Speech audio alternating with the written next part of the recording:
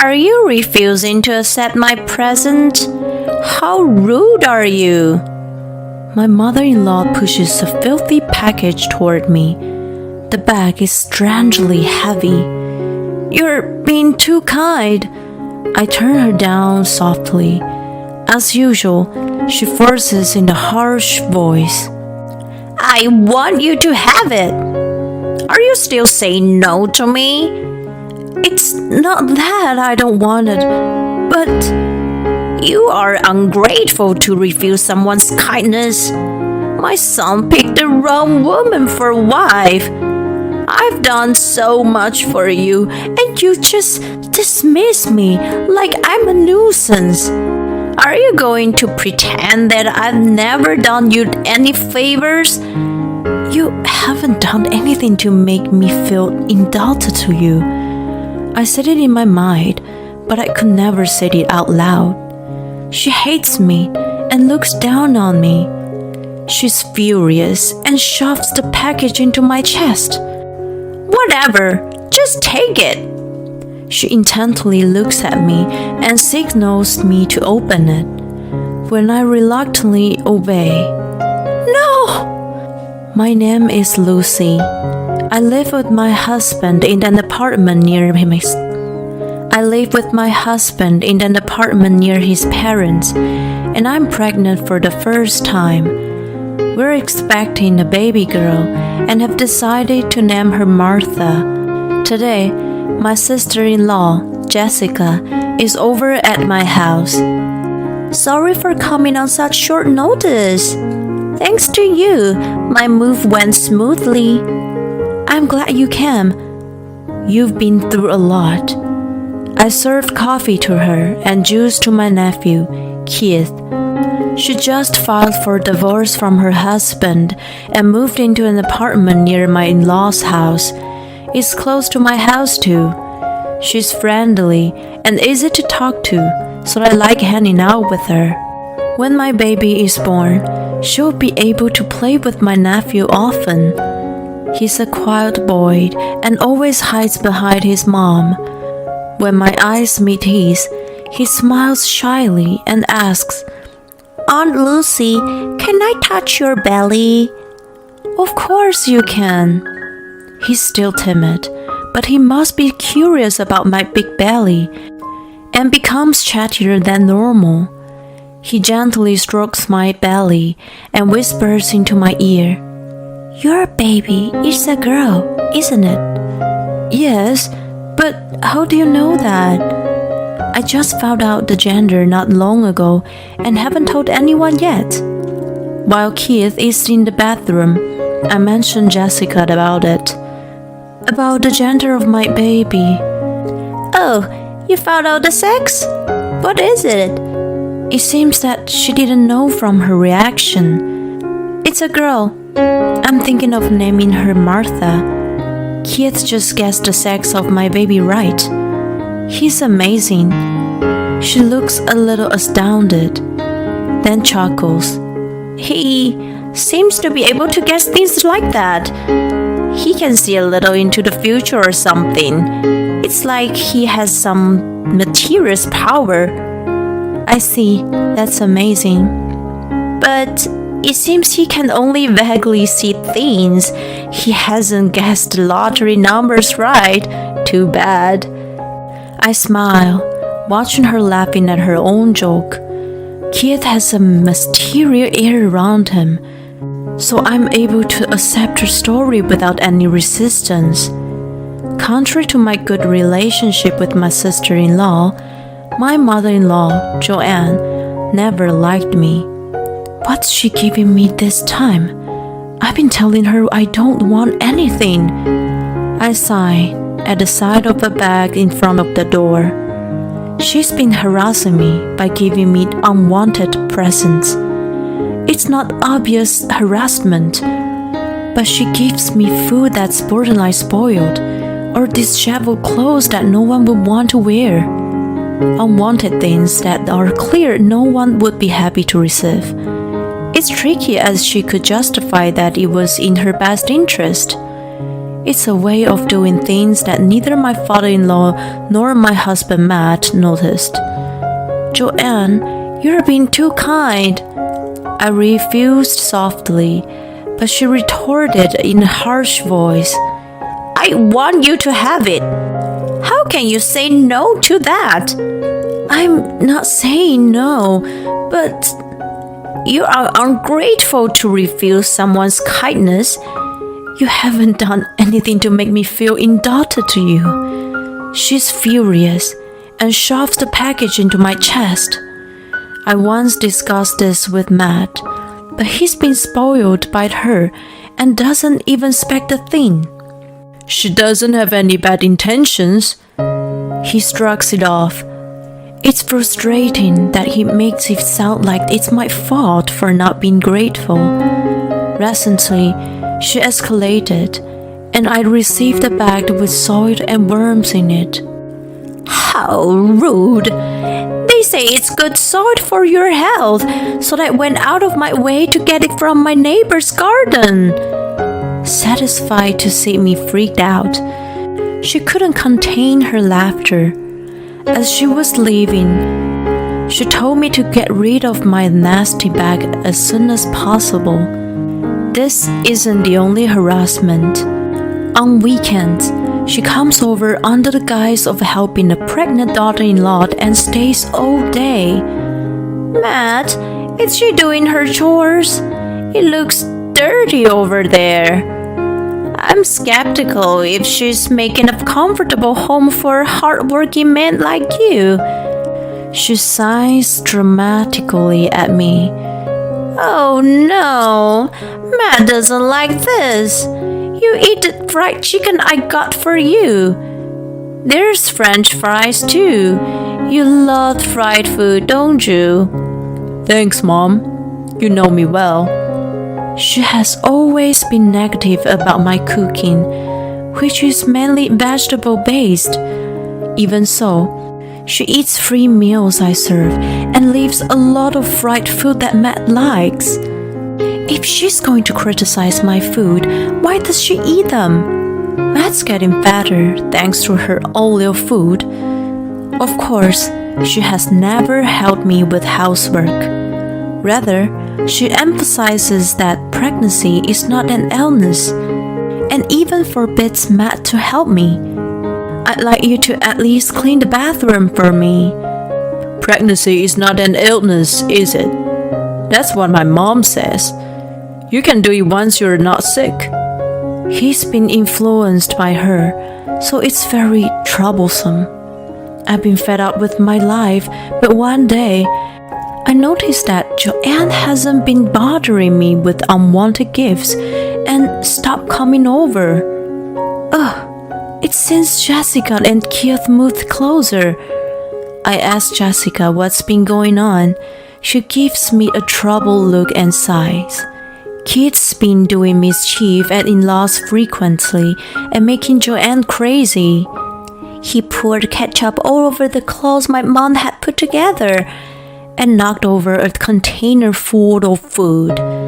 He doesn't seem like that type of boy. Before moving here, he had never caused trouble. I wonder if it's because of the divorce. She's also shocked and has been troubled by his behavior. I mentioned it to Matt, but he says, "It's just a child's mischief. Don't make a fuss over nothing." He clicks his tongue in annoyance and gets ready to go out. "Where are you going?" "Huh? I'm going to work, of course. I'll be late today." Then he disappears behind the door. Work? It's the weekend. He's been working on his day off a lot lately. I coolly watch him leave the house. Moments later, Keith shows up alone. "What are you doing here?" "Aunt Lucy, I need to tell you something about my grandma and Uncle Matt." I sense a disturbance in his voice. "Actually," I'm beyond shocked by what he tells me. The frustration I've been holding back until now boils up as anger from the core of my body. I see. Thank you for telling me, Keith. This is unforgivable. I can't turn a blind eye after being mistreated this badly. An eye for an eye. I'm going to double the payback. One day, Matt, Jessica, Keith, and I gathered at my in-laws' house for my father-in-law's birthday. I made a meatloaf today. Don't be shy to get more. While Joanne brings out already sliced pieces on each plate, Matt leaves to get salt and pepper. I take the opportunity to switch seats and sit next to Keith. When he returned, he sat down at my previous seat. The meatloaf Joanne served me is now in front of him. That's it? When he's about to put a piece into his mouth, No, Matt, stop! she swats his fork away with her hand. It fell to the floor with a clatter. What the heck is wrong with you, Mom? Matt stares at her with wide eyes. All of us are stunned, and the table falls dead silence. Is something wrong, Joanne? No, it was just a bug. A bug? There's no such thing anywhere. What a lame lie. As I criticize her in my head, sensing the awkwardness, she rushed to excuse herself. I really saw the bug. Anyway, why are you sitting there? That's Matt's seat. She glares at me. This was the slice I served you. She mutters in a low voice as she looks at the piece on the floor. What do you mean? It's apparent that she's done something to my food out of spite. Then Keith, who's sitting next to me, pulls out Jessica's phone and shows us the screen. Look, Grandma. Oh, what? He plays a video of her pulling some kind of powder on my meatloaf. What is it, Mom? What did you put on the food? The bizarre image made me shiver. If Aunt Lucy ate it, she got a stomachache, and her baby suffered. Is that true? What are you thinking, Mom? Keith shows us the other voices he's been recording. There is footage of her intentionally putting the eggs she sent to me under the sun to make them go bad, picking up an ugly flower vase from the garbage dump, and collecting dirty used clothes from neighbors. It also shows us she's humming and stuffing them into cardboard boxes. Her face turns wider and wider as these images are revealed one by one. What is this? This is harassment. What's going on? What have you been doing to Lucy? My father-in-law and Jessica are flabbergasted. Keith, you knew, and you've been playing pranks on us all this time? I poured ketchup on the old clothes she was going to send to Aunt Lucy. The food I turned over was made from rotten ingredients. I ruined it before she could give it to her. Thank you, Keith. He was protecting me and my baby in the form of mischief. He could see the future that Joanne was going to harm us, so he interfered and recorded evidence on the phone. I'm so moved by the fact that this timid boy has been protecting me and my baby that tears well up in my eyes. You guys are overreacting. That powder is just a laxative. What's the big deal? What are you talking about? Pregnant women can't take any medicine. That's right. What if something happens to the baby? Joanne glares at us all. Keith doesn't listen to me, so I want Matt to come back home. And I don't like the fact that the baby is a girl. So, she's been harassing me without her husband, who hates crookedness, to find out. Mom, what the heck? Matt, who remains silent, blames her. My eyebrows twitched at the sound of his voice. How can you blame her? Let's get a divorce. Wait, what? What's this all of a sudden? I pulled out the report compiled by the private investigator. It contains the evidence of him having an affair with a colleague. My in-laws are stunned by his sudden turn of events. You told your mom that I didn't do my chores and that I was a bad cook. You regretted marrying me. You were even encouraging her to harass me, weren't you? You were hoping that I would initiate the divorce. You didn't want to pay alimony, so you didn't want to do anything about it yourself.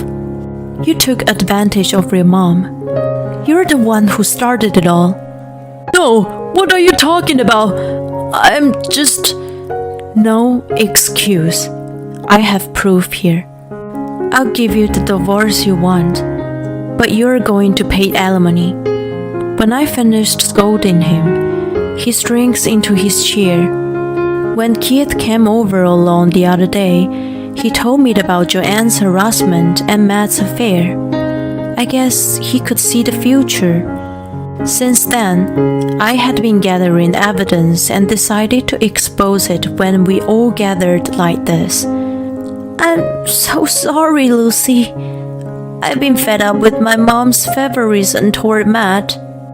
I was aware that she didn't think well of you, but I couldn't say anything because I've been supported by my parents since moving back here. I had no idea that the two of them were in it together. I am so sorry. I'm going to cut ties with them. Cut ties? Matt, this is what happens when you cheat on your wife. You were harassing her badly too. They start blaming each other. Knock it off! Get the heck out of here, both of you! My father-in-law roars and throws them out of the house. I apologize on their behalf, Lucy. He seems deeply affected by the event. Then he filed for divorce from Joanne. I also lodged divorce papers with Matt's consent. By the way, when Jessica decided on divorce, Keith told her that her ex-husband was cheating on her. She didn't believe him at first, but when he kept telling her, she finally looked into it and found out about the affair. She was frantically gathering evidence at that time. Keith observed her and learned the importance of evidence. One day, when he came to visit me at home, I told him I had a regular checkup the next day. He strongly advised me not to go. But I must go. Then please, take a different route than usual. Promise me. I sensed something was up and took a different route to the checkup. When I got home without incident and turned on the TV, I saw Joanne's name on the screen. What on earth? I had always walked on the clinic for exercise. On that same road, she was run over by the car that had lost control. It was reported that she had broken her leg. My father-in-law told me later that she had been stalking me out of resentment. I guess she was waiting on me that day. Keith was right about taking a different road and protecting me from her and the accident. The accident was brought on by my grandma, he said. He had a point. It's the law of attraction, or cause the effect, or something like that. I guess if you hold a grudge or are obsessed with someone, maybe the negative energy will come back to you. Let's avoid doing things that have no benefits to anyone. I learned this lesson well from this incident. Jessica and Keith moved in with my father-in-law. I'm glad that they come to visit me more often now that we are closer to each other. Since the birth of my daughter, Keith has become more expressive. Why is Martha crying? Is she hungry? He seems unable to predict the baby and is at a loss. It's so cute to watch him trying hard to put her to sleep. You're such a good big brother. When I praise him, he turns his face away from me, looking somewhat uninterested. It seems he doesn't like being called big brother. I can't predict the future, but I'm so looking forward to it. I giggle at the sight of my adorable daughter and nephew.